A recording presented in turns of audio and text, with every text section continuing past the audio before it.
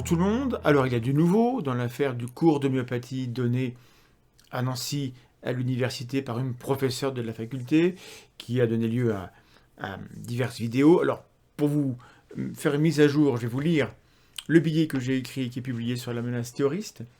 Qui sera en description, comme ça vous pourrez lire les choses et voir les liens qui sont donnés dedans, et vous serez informé de ce qu'il se passe, et je voudrais d'emblée vous dire, c'est rassurant. Mais je vais vous lire le texte, comme ça, ce sera mieux que si j'improvise un truc.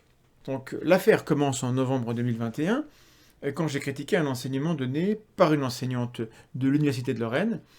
On peut dire que la critique a plutôt été mal reçue. Mes emails sont restés sans réponse et à la rentrée suivante, donc tout récemment, en septembre, sans avertissement, des sanctions ont été prises contre la SEC et contre moi. J'ai voulu en savoir plus, mais sans réponse de l'université, je vous ai fait part de ces développements dans une vidéo publiée le 26 septembre qui a attiré l'attention des médias, avec différents articles dans la presse, sur la question de la présence d'obsolescence dans les enseignements. Nous avons par ailleurs reçu le soutien de très nombreuses personnes, alors notamment des chercheurs et des doctorants, mais aussi de la ville de Nancy, qui nous a aidé à trouver un hébergement pour les prochaines émissions. Je vous remercie tous très chaleureusement. J'ai été touché vraiment de l'importance du soutien, de la qualité des gens qui m'ont contacté parfois directement, ou qui ont répondu présent, pendant qu'on était dans le doute et dans le flou. Merci beaucoup. Le nombre important des personnes ayant pris tout cela au sérieux est le premier signe encourageant que je veux souligner.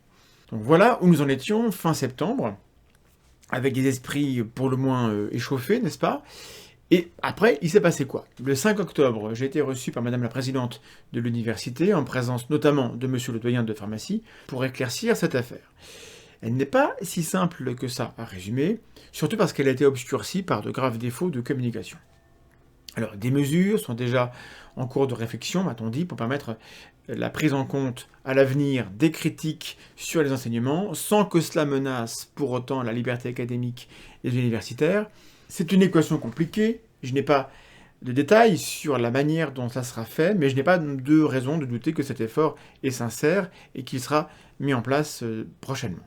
Durant cette crise, devant une politique du « on ne répond pas » mise en place par l'équipe administrative précédente, la présidente est tout juste élue, chaque camp, entre guillemets, apportait des jugements sur la base d'informations incomplètes et de soupçons.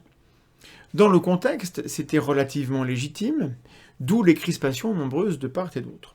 Dans mes vidéos, depuis le départ, j'ai commis une erreur en disant que le cours critiqué était donné à des étudiants de la faculté de pharmacie.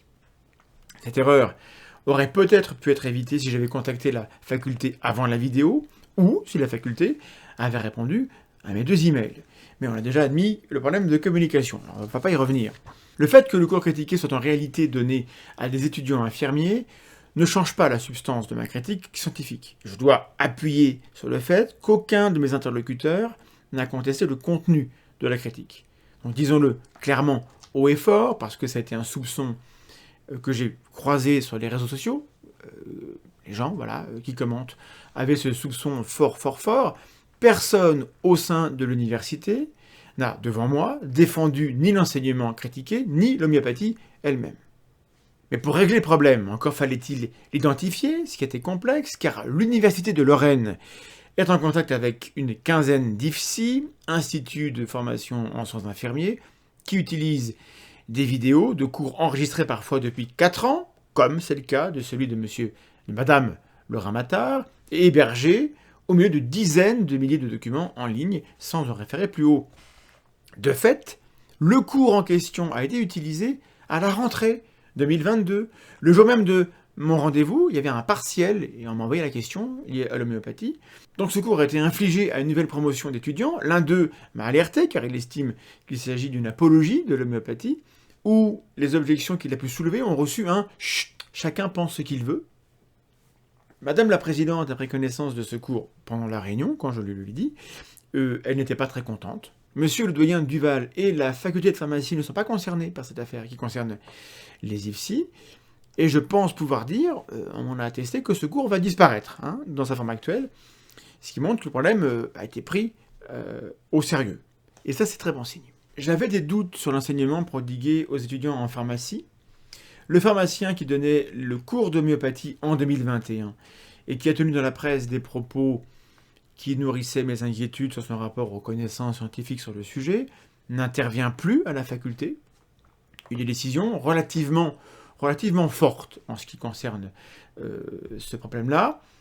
Je ne peux pas juger le cours actuel auquel je n'ai pas eu accès, bien sûr, mais à tout le moins, je constate que des décisions sont prises, que le problème a été pris à bras-le-corps, et que la communication existe avec l'établissement. Donc encore une fois, c'est très bon signe, ça va dans le bon sens. Une fois qu'il a été possible d'échanger, de nous rencontrer, l'échange avec les dirigeants de l'université a pu se faire de manière très ouverte et détendue.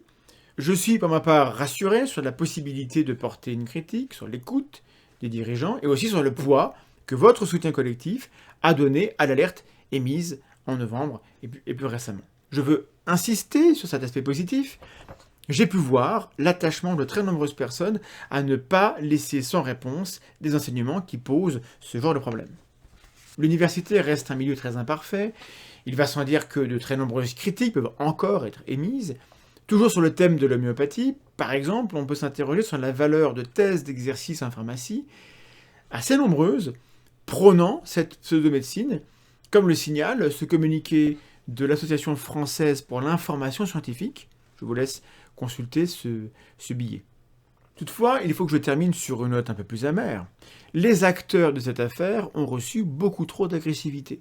J'en reçois moi-même quotidiennement, assez, pour des raisons plus ou moins mauvaises, pour être attentif à ce problème envahissant.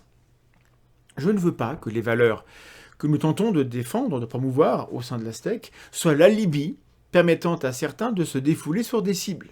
Si vous avez porté des accusations envers des individus, alors même que vous en saviez moins que moi-même ou les intéressés sur l'affaire, si vous leur avez envoyé des courriers injurieux, je vous invite à plus d'autocritique. Alors, je pense que c'est un malentendu. Je pense que c'est une décision qui a été prise parce que des gens ont été pris en porte-à-faux par ma critique, qui l'ont mal pris. C'est très humain, je peux comprendre.